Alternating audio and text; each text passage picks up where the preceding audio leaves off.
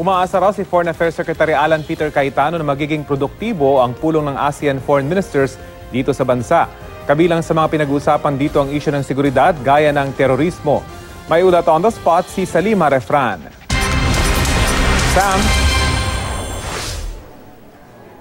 Rafi, ang pagtugon nga sa mga isyong panseguridad pati na yung pagpapalakas sa ekonomiya, ilan lang yan doon sa mga pinag-uusapan ngayon sa ASEAN Plus 3 Foreign Ministers Meeting.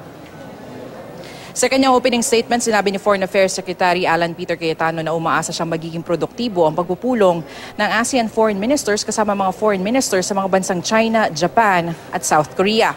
Hangad na mapag-usapan sa pulong ang pagharap ng ASEAN at mga bansang China, Japan at South Korea sa mga isyong panseguridad. Ilan lamang dito ang terrorism, violent extremism, transnational crime at cyber security. Pinag-uusapan din sa pulong ang pagpapalakas pa sa mga ekonomiya ng mga ASEAN member countries katuwangan China, Japan at South Korea. Umaasa mga ministro na magbubunga ang pulong ng mas payapa, mas masagana at mas progresibong ASEAN. Narito ang pahayag ni Department of Foreign Affairs Secretary Alan Peter Cayetano. The Philippines acknowledges our active cooperation on matters that directly impact our people, such as the environment and sustainable development.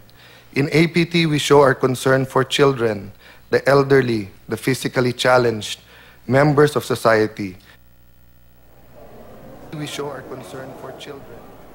Samantala, Rafi, katatapos-tapos lamang ng isang press conference para naman sa ASEAN Landmark Lighting Event bukas sa Cultural Center of the Philippines. Bilang pagdiriwang yan sa ika-50 taon ng ASEAN, tampok din ang ASEAN Pop Concert kung saan 10 pop stars mula sa ASEAN member countries ang magtatanghal bukas. Kanina, nagpatikim na sila ng kanilang mga kanta. Magpe-perform naman para sa Pilipinas ang kapuso star na si Christian Bautista. Yan ang latest mula nga dito sa Pasay City. Rafi? Maraming salamat, Salima Refran.